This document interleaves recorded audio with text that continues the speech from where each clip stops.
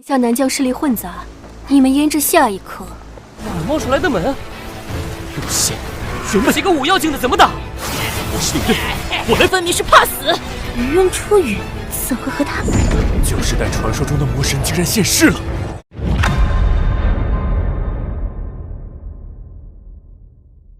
Dalam spoiler episode 96 serial Donghua Tales of Herding Gods kali ini, kunci gudang harta di Gunung Kedatangan Suci disimpan oleh nyonya dari keluarga Si yang juga merupakan orang suci kultus, kata Shan Yuxin. Seluruh keuangan kultus suci surga dikelola oleh keluarga Si, dan semua harta harus melalui tangan mereka. Jika guru kultus ingin membuka gudang harta, guru harus mengambil kuncinya dari orang suci.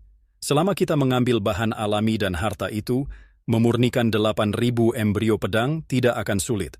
Dengan pabrik baru ini, prosesnya bahkan akan sangat cepat. Keluarga Si adalah keluarga besar yang memiliki kedudukan penting dalam kultus suci surga. Orang suci dari generasi ini adalah Si Yunxiang, jadi kunci gudang ada padanya.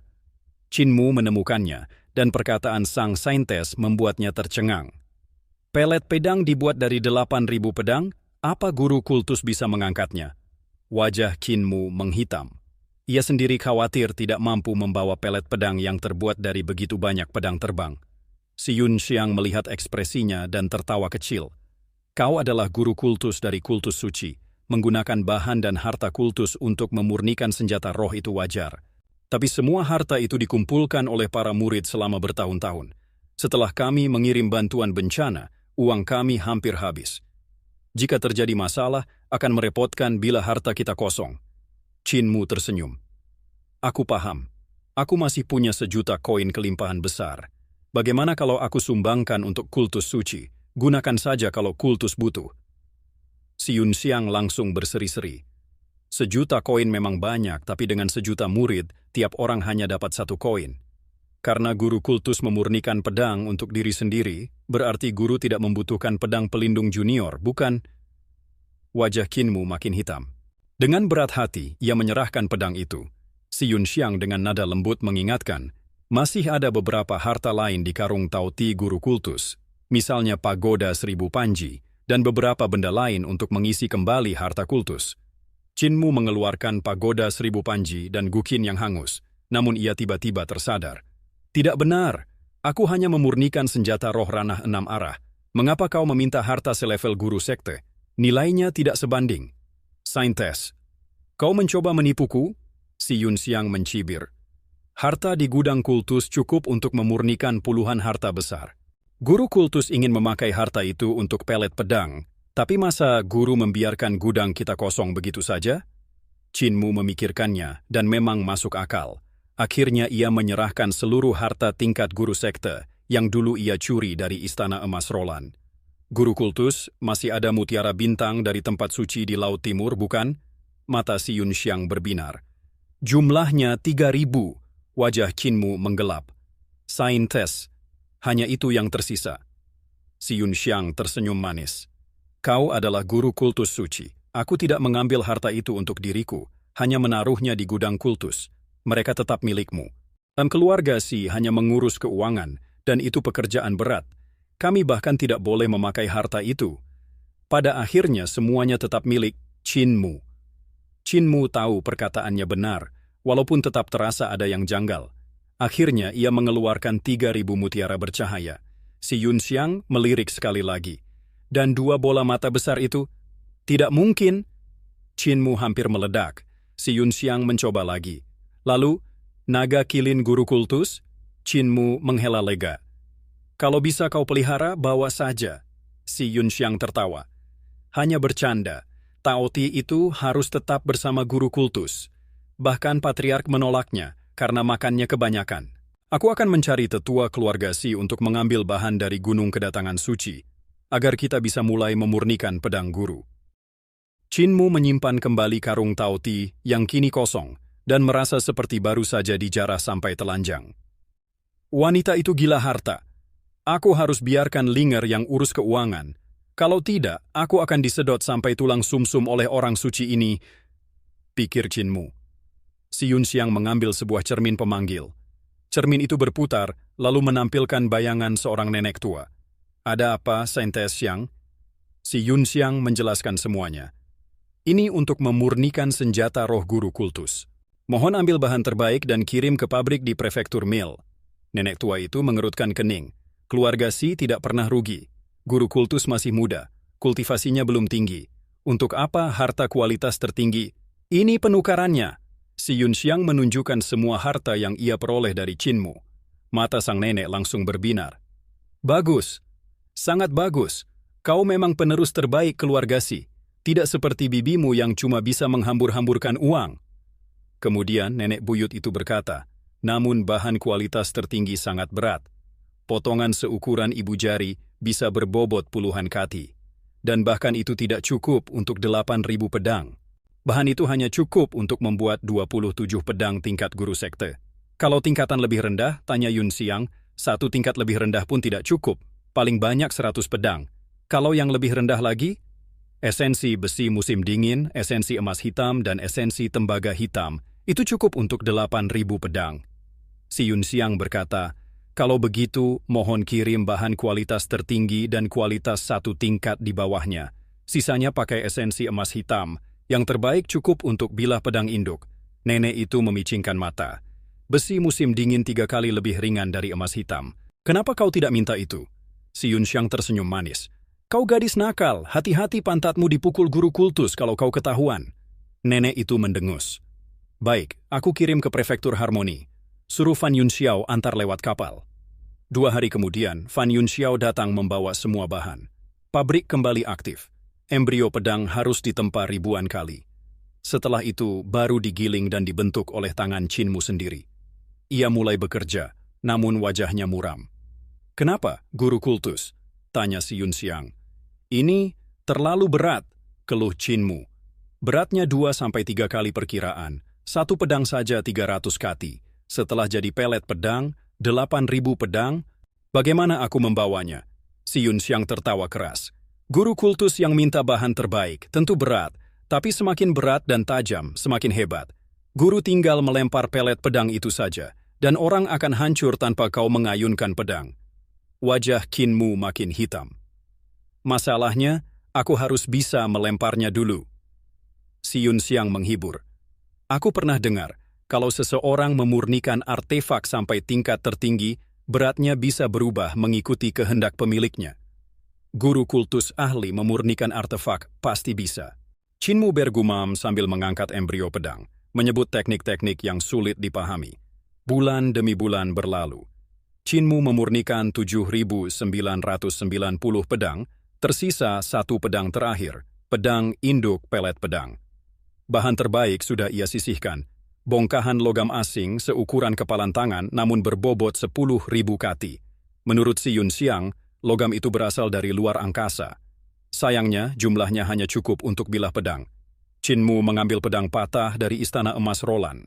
Karena hanya pecahan, si Yun Xiang tidak mengambilnya. Ketika Qinmu mengangkat bongkahan logam dan pedang patah itu, dentang.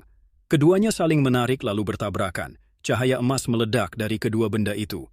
Pedang patah bercahaya terang, sementara logam asing memancarkan sinar menyilaukan. Mereka berputar di udara mengelilingi Qinmu seperti matahari dan bulan beradu.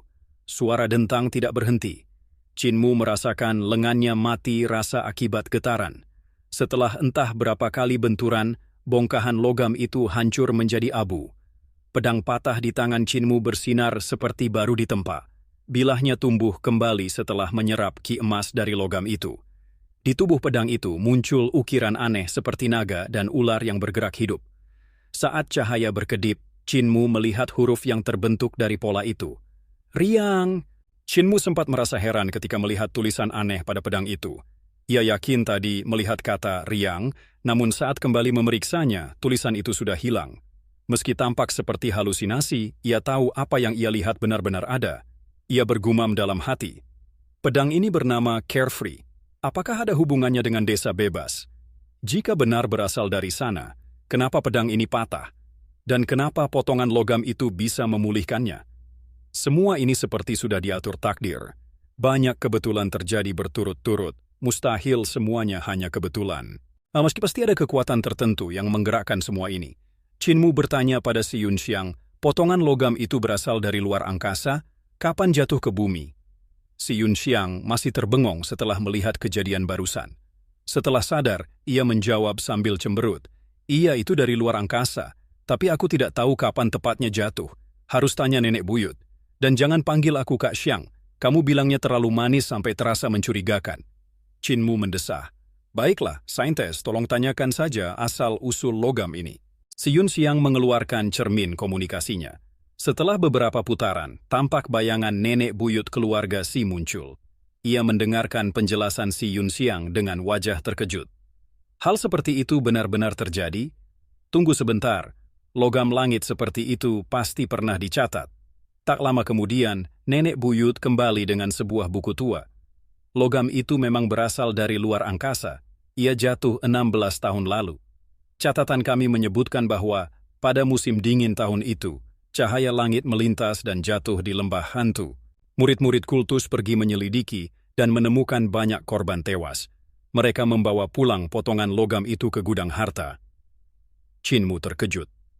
Nenek Si menemukan aku 15 tahun lalu, berarti hanya berselang 1 tahun dari jatuhnya logam itu.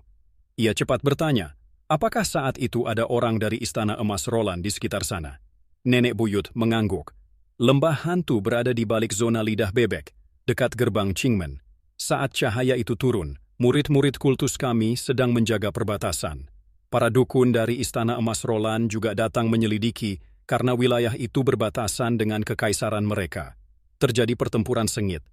Kultus kehilangan 1 ketua aula dan puluhan praktisi. Istana Emas Roland juga menderita kerugian besar. Mereka akhirnya mundur. Tapi sebelum pergi, para dukun kabarnya menemukan sebuah pedang patah.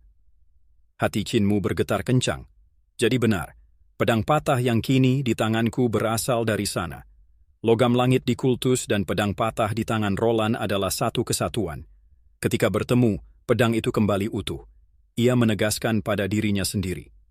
Aku harus pergi ke lembah hantu. Nenek buyut mengingatkan. Tempat itu sangat berbahaya.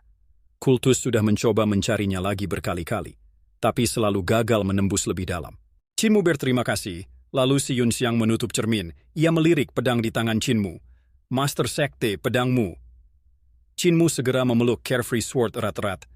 Ini pedang induk untuk pelet pedangku. Tidak bisa kuberikan. Si Yunxiang tertawa. Aku hanya bertanya. Aku ingin tahu apakah setelah semua usaha itu, pelet pedangmu bisa selesai. Qin Mu menjelaskan dengan bangga.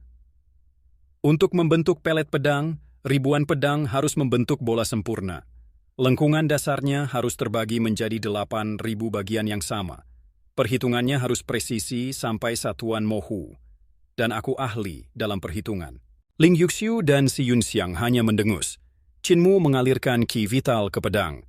Seketika, pedang induk dan ribuan pedang anak saling terkoneksi. Cahaya pedang memenuhi pabrik manufaktur. Ribuan pedang berputar, melesat, dan bertabrakan. Tekanan luar biasa membuat lantai runtuh. Qin Mu terhimpit dan tenggelam ke dalam tanah, menciptakan lubang besar. Semua orang panik. Namun suara Qin Mu muncul dari bawah tanah. Aku baik-baik saja. Pedangnya terlalu berat. Menyingkir semuanya. Ribuan pedang tiba-tiba memancar keluar dari lubang seperti mata air. 8.000 pedang bergetar di udara, lalu menancap ke lantai. Qin Mu kembali muncul, meski tubuhnya gemetar. Ia kembali mengeksekusi tekniknya. 8.000 pedang menyatu membentuk bola pedang besar, pelet pedang. Ling Yuxiu terkejut melihat ukurannya. Pelet pedang sebesar ini luar biasa. Qin Mu mulai mengecilkannya, namun hanya bisa sampai radius 3 kaki. Waktu penyempurnaannya masih kurang. Jika penyempurnaan selesai sempurna, ukurannya bisa sekecil telur merpati. Setelah itu ia menggunakan metode kedua. Pedang induk menelan pedang anak satu persatu. Ini membuat semua orang tercengang. Dua metode penyempurnaan pedang biasanya tidak bisa digabungkan, tetapi Qin Mu melakukannya. Si Yunxiang berseru kagum. Tidak heran dia disebut nomor 2 dalam pemurnian senjata. Qin Mu akhirnya kehabisan ki vital dan menghentikan prosesnya. Semua pedang dimasukkan ke dalam kantung Taoti, meski beratnya menyeret celananya. Ia membuat tali tambahan agar bisa dipikul seperti ransel. Ketika lengah, ia menepuk pantat Si Yunxiang sebagai protes, karena telah mengubah bahan pedang hingga beratnya tidak wajar. Si Yunxiang memerah kesal. Ling Yuxiu kemudian berkata, "Saudaraku pergi sudah berbulan-bulan. Mungkin ia sudah mencapai perbatasan selatan. Apa kita tetap mengejarnya?" Qin Mu menggeleng. "Aku tidak akan mengejar putra mahkota. Gerbang Qingmen dekat dengan biara petir besar. Aku ingin pergi melihat lembah hantu." Ling Yuxiu tampak ragu. Ia berkata, "Lembah hantu itu sangat berbahaya." Nenek buyut keluarga Si bilang, bahkan ahli dari sekte Saint Heavenly serta para dukun dan raja dukun dari Istana Emas Roland pun pernah mengalami banyak korban ketika mencoba menjelajahinya. Walau kalau serba saya ini kewalahan, apa yang bisa kita lakukan jika hanya bertiga? Qin Mu tetap pada niatnya. Tempat itu mungkin berhubungan dengan kelahiranku. Apapun risikonya, aku harus pergi. Ini urusan pribadiku dan tidak ada hubungannya dengan sekte suci. Kalian berdua tidak perlu ikut. Aku bisa pergi sendiri. Ia keluar dari pabrik dan memanggil naga Qilin. Binatang itu langsung bangun dari tidurnya dan bertanya, "Sudah hari berikutnya? Sudah waktunya makan?" Qin Mu melompat ke punggungnya. "Bukan hari berikutnya. Selain tidur dan makan, apa lagi yang bisa kau lakukan? Ayo ke gerbang Qingmen." Naga Qilin menguap. Awan api muncul di bawah kakinya, dan ia mulai berlari ke utara. "Kau makin berat saja. Kau bertambah 200 pon," kata naga Qilin. Qin Mu marah. "Omong kosong. Hari ini aku bahkan lebih ramping karena memoles pedang. Pedang-pedangku juga tidak berat. Kau sendiri yang makin gemuk." Ling Yuxiu dan Si Yunxiang berlari keluar, namun naga Qilin sudah terbang puluhan mil jauhnya. Si Yunxiang mengerutkan dahi. Bahkan kalau dia mau pergi, harusnya bersiap. Yang sapi itu selalu gegabah. Dia meremehkan bahaya lembah hantu. Si Yunxiang mengelus pantatnya yang masih sakit akibat tamparan Qin Mu. "Tenang saja. Setelah kita diculik Long Jiaonan, Raja Surga Yu dan Raja Surga Si pasti tidak mau jauh-jauh. Mereka pasti mengawasi dari dekat. Kalau Qin Mu dalam bahaya, mereka tidak akan diam saja." Sayangnya, ia mendadak termenung, lalu bergumam, "Kalau guru sekte mati di lembah hantu, maka aku sebagai saintes akan menggantikannya. Sayang sekali aku tidak ikut. Kalau ikut, mungkin guru sekte akan mati di sana." Ling Yuxiu langsung waspada. "Perempuan licik! Kalau kau menyentuh Qin Mu, aku patahkan kakimu." Si Yunxiang terkikik. "Hah, aku sudah lama muak padamu. Kau selalu menempel pada Qin Mu dengan dada besarmu itu, menghalangi kesempatanku." Keduanya saling menatap tajam, lalu berbalik membelakangi satu sama lain. Tanpa suara, benang 1000 dari Si Yunxiang menjalar ke tanah seperti ular, menuju Ling Yuxiu. Pada saat yang sama, 9 naga di belakang Ling Yuxiu bergerak pelan. Cakar naga mengeluarkan bilah tajam, siap menyerang. Keduanya menyerang dalam waktu bersamaan. Benang 1000 merobek gaun Ling Yuxiu, namun ia melompat gesit. Sementara itu, Si Yunxiang menari seperti kupu-kupu menghindari serangan 9 naga. Ling Yuxiu membanting telapak ke tanah. Pilar-pilar batu meledak keluar dari bumi dan memaksa Si Yunxiang terbang ke udara. Ling Yuxiu segera melompat mengejar, meraih 9 naga, lalu menggabungkan kilat dan api sebelum menebaskannya. "Aku bilang akan mematahkan kakimu, dan aku tidak menarik kata-kataku." Si Yunxiang tertawa kecil. Benang 1000 melesat di belakang Ling Yuxiu, lalu melebar, menebas seperti ular perak. "Kemampuanmu dibandingkan Fozi, mematahkan kakiku, aku potong kepalamu dulu." Para murid aula perajin surgawi keluar melihat pertarungan itu. Mereka terkejut melihat 2 wanita bertarung sengit di udara, saling menghantam hingga salah satunya muntah darah. Seorang master dupa langsung berkata, "Ini urusan kecemburuan. Siapapun yang kita bantu, kita pasti disalahkan oleh guru sekte. Lebih baik pura-pura tidak melihat apa-apa." Mereka mengangguk dan kembali bekerja. Kecepatan naga Qilin sangat tinggi. Mereka tiba di gerbang Qingmen ketika malam tiba. Suasana di sana sangat tegang. Jenderal Bian Zhenyun, yang sudah lama mengenal Qin Mu, segera keluar menyambut. "Tabib surga, apa yang membawamu kemari?" "Aku ingin menuju lembah hantu. Tapi sudah malam, jadi aku ingin istirahat di sini dulu." "Bagaimana situasinya?" Bian Zhenyun menggeleng serius. "Situasinya genting." Malam itu, sinar terang dari perkemahan musuh sejauh 100 mil terlihat menembus gelap seperti siang hari. Pagi harinya, Qin Mu mandi, sarapan, dan memberi makan naga Qilin. Bian Zhenyun mengantar sampai keluar gerbang. "Maaf, tabib surga, aku tidak bisa mengantar lebih jauh. Jika pasukan musuh melihat, mereka mungkin akan memanfaatkan kesempatan untuk menyerang. namun aku sudah mengirim pengintai mengikuti dari jauh untuk berjaga-jaga. Qinmu berterima kasih dan berangkat menuju zona lidah bebek, wilayah netral antara dua kekaisaran. Di belakangnya, para pengintai berkuda mengikuti dari kejauhan. Dari sisi lain, pengintai barbarian dimuncul menunggang makhluk mirip unta bersayap. Kedua pihak saling menodongkan senjata pada waktu bersamaan. Cahaya pedang dan pisau memenuhi langit. Lalu para pengintai Kingman melepaskan botol labu, dan kabut tebal langsung meliputi area sejauh puluhan mil. Penglihatan semua orang hanya tersisa 30 langkah. Qinmu membuka mata surga hijau untuk menembus kabut, lalu mengarahkan naga kilin menuju batas Great Ruins. Ia melihat sekeliling. Tempat itu sunyi, bahkan burung pun tidak terlihat, pertanda bahwa wilayah ini sangat berbahaya saat malam. Ia melewati sebuah danau biru yang mati, tanpa riak dan tanpa kehidupan. Tidak ada tempat aman untuk berlindung dari kegelapan di malam hari. Perlahan mereka keluar dari zona lidah bebek dan memasuki wilayah berbatu dengan tebing-tebing curam. Di depan terbentang sebuah jurang aneh. Pohon-pohon tumbuh horizontal dan vertikal, seolah menolak gravitasi. Beberapa tumbuh di tebing dan bukan di tanah. Daun yang jatuh tidak jatuh ke bawah, tetapi menempel ke sisi tebing. Tulang-tulang binatang besar bergelimpangan di tebing, bukan di dasar jurang. Batu-batu melayang diam di udara. Naga kilin bertanya pelan, "Kita sudah masuk lembah hantu?" Qinmu mengangguk. "Sepertinya begitu. Dan aku tidak melihat satupun makhluk hidup. Ini tidak wajar."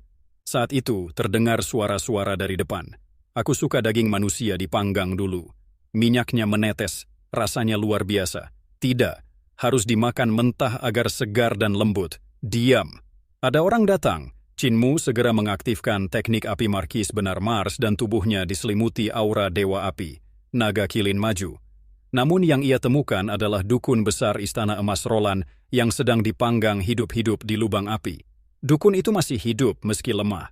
Tiba-tiba, dua kelelawar putih raksasa muncul dari pepohonan. Mereka menggantung dengan kepala di bawah, tubuh berotot, mata menyala putih seperti api. Qinmu tersentak.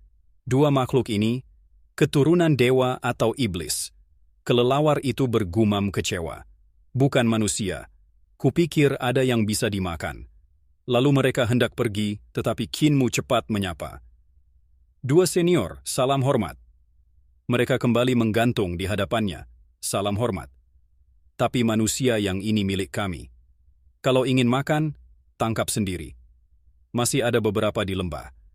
Qinmu tersenyum sopan. "Saya vegetarian sejak kecil." Dua kelelawar itu langsung tampak senang. "Oh begitu. Kalau begitu, lembah ini aman untukmu saat malam." Qinmu berterima kasih. Mereka kembali menatap dukun yang sedang dipanggang. Salah satu kelelawar berkata, "Tadi aku kira sapi itu, kilin, punya darah Mars. Sayang rasanya tidak enak. Yang paling enak tetap manusia."